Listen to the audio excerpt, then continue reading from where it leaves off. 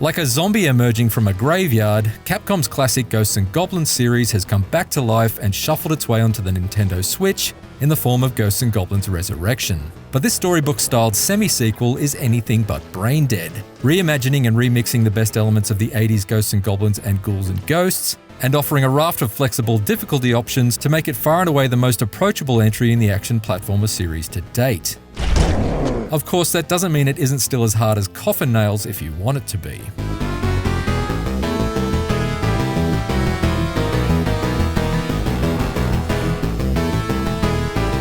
Every character in Resurrection has been hand-drawn and brought to life with the quirky movements of murderous shadow puppets, and staged inside striking reinterpretations of classic series levels like the Graveyard and the Crystal Forest. To be honest, I still viewed the bulk of its beauty through a red mist, because despite its fairy tale appearance, Ghosts and Goblins Resurrection is anything but child's play. Hordes of demonic enemies continuously respawn in each area to keep you perpetually under attack, which can be agonizing to endure but exhilarating to overcome.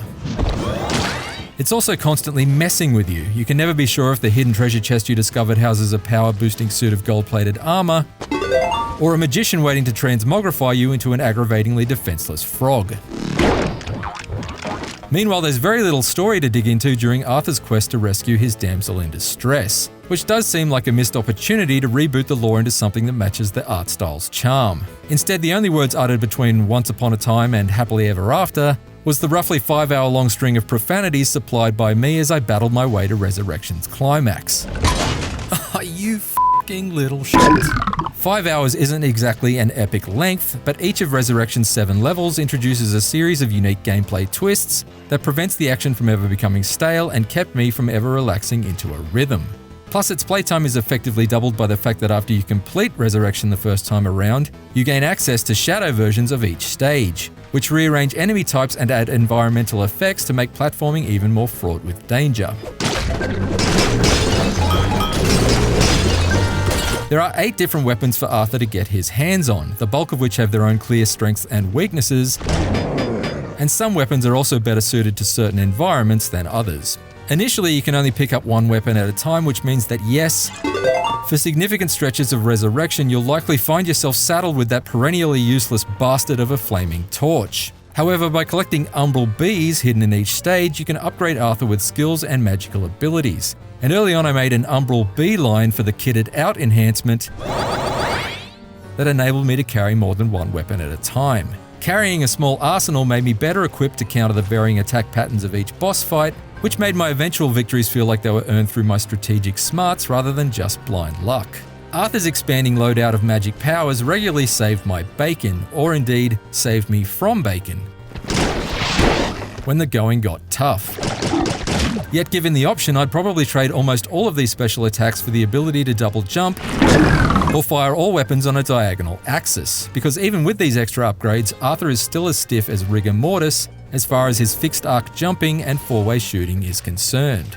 I realised that Arthur's rigid moveset is by design and true to the arcade originals, but there were times when I couldn't be completely sure if Resurrection's unwavering adherence to Arthur's long-established limitations was scratching a nostalgic itch or gleefully picking at old wounds.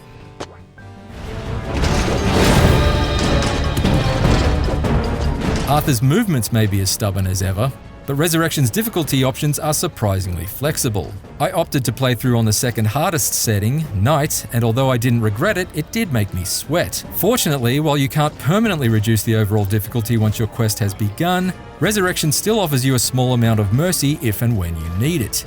Die a few too many times within one checkpointed area, and you'll be asked if you want to drop the difficulty down for the remainder of that level.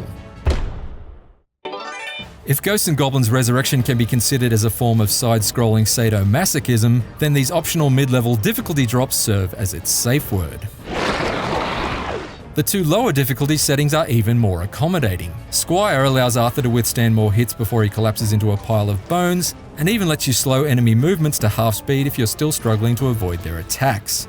Meanwhile, Page grants you the ability to respawn on the spot with unlimited lives, rather than boot your armored ass back to a checkpoint.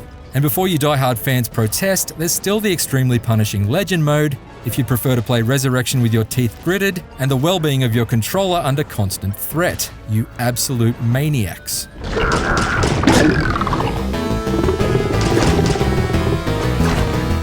Ghosts and Goblins Resurrection is an old-school action platformer that's not too cruel to compromise, allowing you to fine-tune its challenge level relative to your individual skill and tolerance for pain. Its 7-level story mode may be slightly short, but it packs in plenty of variety and unique challenges to navigate, and bolsters its replay value with the addition of the alternate shadow levels that unlock after your first playthrough. If Capcom had added further flexibility to Arthur's movements and attacks, and maybe had a bit more fun with the story, this would have been a truly sensational second coming. But regardless, Ghosts and Goblins Resurrection is still a supremely spirited comeback. For more game reviews, check out our verdicts on Valheim Early Access and Super Mario 3D World plus Bowser's Fury. And for everything else, stick with IGN.